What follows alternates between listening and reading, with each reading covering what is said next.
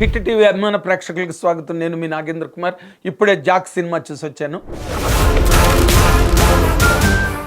And దాని మీద నా అభిప్రాయాలను మీతో పంచుకోవడం కోసం అని చెప్పి ఈ ప్రోగ్రామ్ని మీకు ప్రజెంట్ చేస్తున్నాను. ఈ సినిమా బేసిక్గా దీనికి చాలా హై ఎక్స్పెక్టేషన్స్ రావడానికి రెండు కారణాలు. ఒకటి ఏంటంటే ఈ సినిమా తీసిన చిత్ర నిర్మాణ సంస్థ ఏదైతే వెంకటేశ్వర సినీ చిత్ర ఏదైతే ఉన్నదో అది చాలా పెద్ద బ్యానరు, పెద్ద సంస్థ. ఏనాటి నుంచో సినిమా ఇండస్ట్రీలో బివిఎస్ఎన్ ప్రసాద్ గారు చాలా పేరెన్నికగన్న అగ్ర నిర్మాత. ఆయన తీసిన సినిమాలు కూడా మామూలు ఆషామాషి సినిమాలు కాదు. ఒక ఛత్రపతి, ఒక మగధీర, అత్తారింటికి దారేది అండ్ నాన్నకు ప్రేమతో, ఆర్య 2 అండ్ మొన్న ఇటీవల సాయిధర్మ తేజ్తో చేసిన 100 crore క్లబ్లోకి వెళ్ళింది విరూపాక్ష. ఇలాంటి సినిమాలు భారీ ఎత్తు సినిమాలు, భారీ విజయాలు, ఘన విజయాలు సాధించిన ఒక గొప్ప నిర్మాత ఆయన. అయితే గొప్ప బ్యానర్గా దానికి ఎంతో పేరు ప్రతిష్టలు ఉన్నాయి. ఆడియన్స్లో కానీ ట్రేడ్లో కానీ కూడా అది చాలా గొప్ప గ్రేట్ ఇమేజ్ అండ్ ఇంప్రెషన్ ఉన్న బ్యానర్. ఆయన అంత గొప్ప ప్రొడ్యూసర్. ఆయన వాళ్ళ అబ్బాయి బాపినీడి గారు కూడా దాన్ని అంతే గొప్పగా వాళ్ళ ఫాదర్ అడుగుజాడల్లో నడుస్తూ సినిమా నిర్మాణాన్ని కొనసాగిస్తున్నారు. అలాంటి వాళ్ళు తీసిన సినిమాగా దీనికి ఒక చాలా మంచి పేరు, రిలీజ్ ముందే హై ఎక్స్పెక్టేషన్ ఉండే. తర్వాత సిద్ధు జొన్నలగడ్డ గురించి చెప్పేదే ఉంది. మంచి ట్రెండింగ్లో ఉన్నాడు, మంచి ఫాలోయింగ్, 2 హిట్లు, పెద్ద హిట్లు ఇవన్నీ. ఆ తర్వాత బొమ్మరిల్ భాస్కర్ లాంటి పెద్ద హిట్ ఇచ్చిన తన ఇమేజ్ ఒకటి, ఇవన్నీ కలిసి సినిమా రిలీజ్కి ముందు దీని మీద హై ఎక్స్పెక్టేషన్స్ పెరిగి పేలిపోతాయేమన్నంత రేంజ్లోకి వెళ్ళి ఈ సినిమా మీద ఎక్స్పెక్టేషన్స్. కానీ సినిమాలోకి వెళ్ళేసరికి ఏమైందంటే okay, Siddhu Jonnalagadda looked very good, intact, చాలా హ్యాండ్సమ్గా ఉన్నాడు, చాలా యాక్టివ్గా, చాలా చురుగ్గా, చలాకీగా క్యారెక్టర్ని హ్యాండిల్ చేశాడు. అండ్ తన డైలాగులకి, తన తాలూకా రెస్పాన్స్, రియాక్షన్స్కి, పంచులకి జనాలు థియేటర్లో బాగా నవ్వారు.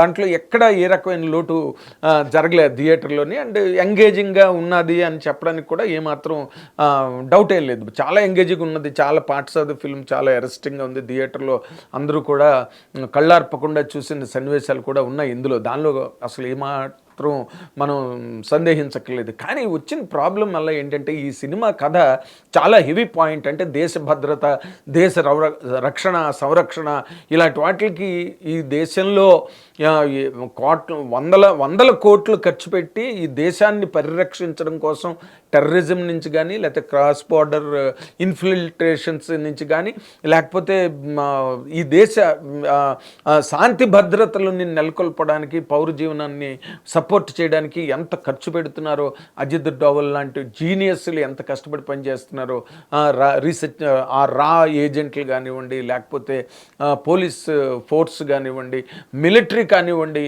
అన్నీ 4 త్రివిధ దళాలు అంటారు చూసారా. ఆ త్రివిధ దళాల్లో కూడా ఈ దేశ పరిరక్షణ కోసం ఎంత కష్టపడతాయో, అది ఎంత సీరియస్ ఎఫ్ఐఆరో. మనం చాలా సినిమాలు వచ్చాయి మనకి, అవన్నీ మనం చూసాం. హిందీలో వచ్చాయి, బ్రహ్మాండమైన సినిమాలు వచ్చాయి వాటి మీద, మన ఈ సర్జికల్ స్ట్రైక్స్ మీద, వాటి మీద. అలాంటి కథ పాయింట్, అలాంటి కథ ప్లెయిన్లో ఒక రికామీగా తిరిగేవాడు.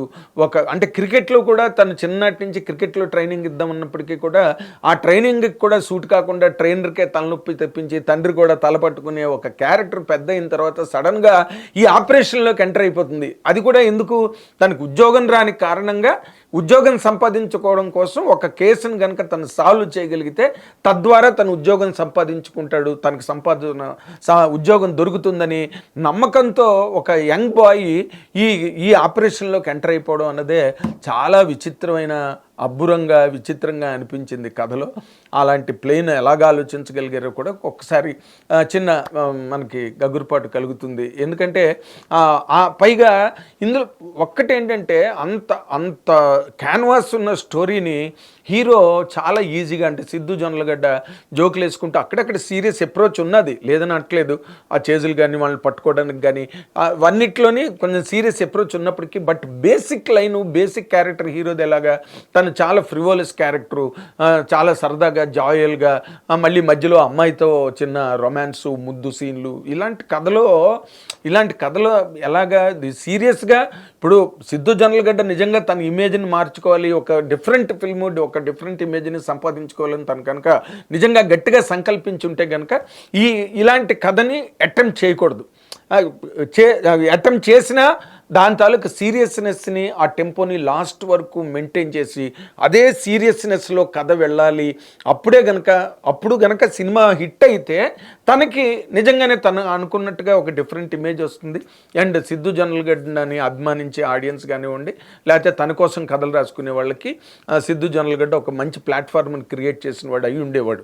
బట్ మళ్ళీ దానిలో తన ఇమేజ్ ఉండాలి, తన డైలాగులు ఉండాలి, తన పంచులు ఉండాలి, తన సరదా జోకులు ఉండాలి, తన కామెడీ ఉండాలి, తన ఎంటర్టైన్మెంట్ ఉండాలంటే అది ఎలాగైందంటే కథ కాస్త నీరుగారిపోయింది. ఆ నీరుగారడంలో ఏంటి, ఏ సీన్కి ఆ సీను, అంటే తీర్థానికి తీర్థం, ప్రసాదానికి ప్రసాదంలో సినిమా మొదటి నుంచి కొస వరకు అక్కడక్కడ ఇంట్రెస్టింగ్ ఎపిసోడ్స్ ఉన్నప్పటికీ కూడా టోటల్గా మనం తీసుకుంటే సిద్ధు జొన్నలగడ్డ జనరల్గా తను స్లాట్ ఏదైతే ఇప్పుడు డీజే టిల్లు కానీ టిల్లు స్క్వేర్ కానీ ఏవైతే వచ్చిన సినిమాలు నిజంగా తనకు వచ్చాయి. ఎందుకంటే ఆ స్లాట్ చేయడానికి కూడా హీరో లేరు. అలాంటి ఇమేజ్ రావడానికి, అలాంటి సక్సెస్లు రావడానికి కూడా హీరోలు పెట్టి పుట్టాలి. అలాంటిది బాగా జరిగింది. 2 సినిమాలతో తనకు మంచి పేరు వచ్చింది.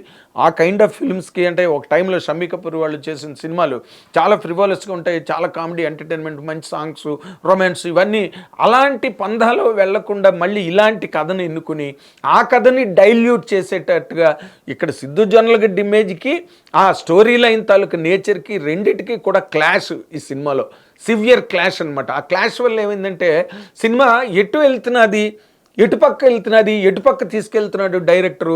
అసలు యాక్చువల్గా బొమ్మరిల్లు భాస్కర్ దగ్గర నుంచి ఇలాంటి కథను ఎక్స్పెక్ట్ చేయడం అనేది చాలా సర్ప్రైజింగ్ ఎలిమెంట్. ఎందుకంటే తన కైండ్ ఆఫ్ బొమ్మరిల్లు లాంటి సినిమా తీసిన మన భాస్కర్ దగ్గర నుంచి ఇలాంటి కంటెంట్ని ఎక్స్పెక్ట్ చేయకూడదు. బట్ అలాంటి సినిమా తీశారు.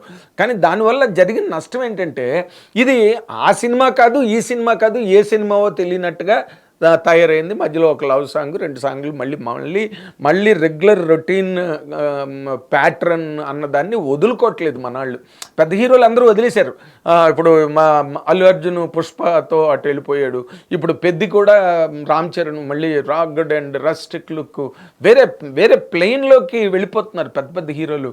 ఈ యంగ్స్టర్స్ మాత్రం ఇంకా వదలట్లేదు. ఆ ఇంట్రడక్షన్ సాంగు, మళ్ళీ హీరోయిన్తో లవ్, అంత సీరియస్ కంటెంట్లో ఆ వైష్ణవి చైతన్య హీరోయిన్తో మళ్ళీ ఒక లిప్ లాక్ సీన్ కోసం అని చెప్పి డైరెక్టర్ పడ్డ కష్టం, దానిలో మళ్ళీ వాళ్ళిద్దరూ చేసిన పెర్ఫార్మెన్స్లు అవన్నీ వేస్ట్ సీన్స్ అనమాట. గ్యారంటీగా వేస్ట్ సీన్స్. అవి కథకి ఏ రకంగానూ కాంట్రిబ్యూట్ చేయలేదు. వాటివే డైరెక్టర్ ఎలాగా దాన్ని కన్సీవ్ చేశాడు. లేకపోతే సిద్ధు జొన్నలగడ్డ ఇంత తెలివైనవాడు, కథలు రాస్తాడు, అండ్ ఇన్ని ఉండి అలాంటి సీన్ని ఇలాంటి కథలోకి ఎట్లా చొప్పించడానికి వాళ్ళు ఊహించుకున్నారో చాలా ఆశ్చర్యంగా ఉంటుందన్నమాట. తను చెయ్యాలనుకున్న సినిమాలు తను అటు పక్కకు చేసుకుంటూ వెళ్ళిపోతే దానివల్ల తనకి ఒక సేఫ్టీ అనండి, లేకపోతే ఆడియన్స్కి ఒక రిలీఫ్ అనండి, ఇవన్నీ బాగుండేవి. కానీ అది జరగకుండా కథని మళ్ళీ కొత్త కథ కావాలి, కొత్త పాయింట్ కావాలి, అందులో మళ్ళీ తన తాలూకా ఇమేజీ, తన తాలూకా పంచులు అవన్నీ ఉండాలి. అంటే 2 అవ్వ కావాలి, బువ్వ కావాలంటే సినిమాల్లో కుదరదు. ఎందుకంటే ఇటీవల రోజుల్లో మనం చాలా సినిమాలు చూసాం. ట్రై చేసి ఫెయిల్ అయిపోతున్నారు. కొంతమంది ఒక రేంజ్కి వచ్చిన హీరోలు కూడా, చాలా మాస్ ఫాలోయింగ్ ఉన్న హీరోల సినిమాలు కూడా చూడని పరిస్థితి ఈ రోజున మనకి కనిపిస్తున్నది చాలా క్లియర్ కట్గా. ఆ యాంగిల్లో కనుక మనం ఆలోచిస్తే జాక్ అనే సినిమా, ఎందుకంటే తన ఉద్యోగం కోసం అని చెప్పి అలాంటి పనిలోకి అలా చాలా సునాయాసంగా, సులభంగా, చులహగ్గా ఎంటర్ అయిపోవడం అన్నది ఎంతవరకు పాసిబుల్, ఎంతవరకు న్యాచురల్, టెక్నికల్గా అది ఎంత కరెక్ట్ అన్నది డైరెక్టరు, హీరో వాళ్ళందరూ ఆలోచించుకోలేదు అన్నది నాకు అనిపిస్తుంది అనమాట. ఒక దేశ భద్రతకు సంబంధించినంత సీరియస్ ఇష్యూలో జస్ట్ లైక్ దట్ ఒక అన్నోన్ కామన్ పర్సన్ ఎంటర్ అయిపోయి రా ఏజెంట్స్కి వాళ్ళు ఎంత హైలీ ఎక్విప్డ్ పీపుల్ ఉంటారు, అలాంటి వాళ్ళ మీద తీసుకెళ్ళి వాళ్ళని గదిలో పడేసి ఏవో సూదులు గీదులు గుచ్చి వాళ్ళని జస్ట్ అచేతనంగా పడేసి మత్తులోని దాని మీద మళ్ళీ కామెడీ జనరేట్ చేయడానికి చేసినది మాత్రం చాలా డెస్పరేట్గా కనిపించింది థియేటర్లో. అండ్ అమ్మాయి బేబీ లాంటి పెద్ద హిట్ కొట్టిన తర్వాత మళ్ళీ ఇప్పటి వరకు హిట్ రాలేదనుకోండి వైష్ణవికి. బట్ తను చాలాగా చూసిగా ఎన్నో కథలు వదిలేసి, ఎన్నో బ్యానర్లు వదిలేసి, ఎన్నో అన్నిటికీ దూరంగా ఉన్న వైష్ణవి ఈ క్యారెక్టర్ ఎందుకు చేసిందో, ఎందుకు ఒప్పుకుందో, ఆ ముద్దు సీన్ తప్పితే దానిలో వేరే ఆ లిప్లాక్ సీన్ తప్పితే వైష్ణవ్కి ఈ సినిమాలో హీరోయిన్కి ఏ రకంగానూ ఏది లేదు. ప్రకాష్ రాజ్ లాంటి యాక్టర్ని పెట్టుకుని ప్రకాష్ రాజ్కి ఏమీ లేదు సినిమాలోని. సిద్ధు జనరల్గడ్డే మొదటి నుంచి కొస వరకు ఈ carries the show with his stamp, with his signature on that. బాగున్నాయి సీన్లు, బాగోలేదని ఎవరు అనలేదు, కానీ బట్ క్షణక్షణం సినిమా హిట్ టీవీ యాప్, ఇందులో short news, live news, entertainment shows, movies, digital magazines తో పాటు మీ జిల్లా వార్తలను కూడా ఫ్రీగా చూడొచ్చు. ఇంకెందుకు ఆలస్యం, వెంటనే హిట్ టీవీ యాప్ ని డౌన్లోడ్ చేసుకుని ఫ్రీగా ఎంటర్టైన్మెంట్ పొందండి. Hit TV app. Hit TV app. Please download hit TV app. Hit TV app ని ఫ్రీగా డౌన్లోడ్ చేసుకొని ఎంజాయ్ చేయండి. మీకు నచ్చిన ఎంటర్టైన్మెంట్ కోసం హిట్ టీవీ యాప్ ని ఫ్రీగా డౌన్లోడ్ చేసుకొని ఎంజాయ్ చేయండి. హిట్ టీవీ యాప్ ని డౌన్లోడ్ చేసుకుని ఆస్వాదించండి, ఆశీర్వదించండి. ఇంతమంది సెలబ్రిటీలు హిట్ టీవీ యాప్ ని డౌన్లోడ్ చేసుకోండి అని చెప్తున్నారంటే ఎంత మంచి యాప్ ఆలోచించండి. అమెరికా అమెరికా అమెరికా అమెరికాలో చదవాలనుకునే వాళ్ళకి విశ్వసనీయమైన పేరు మన శౌర్య కన్సల్టెన్సీ. UK లో 1 year masters, UK లో 1 year masters, 2 years work permit up to 5 years visa. Contact Saurya Consultancy. Contact 89851 89851.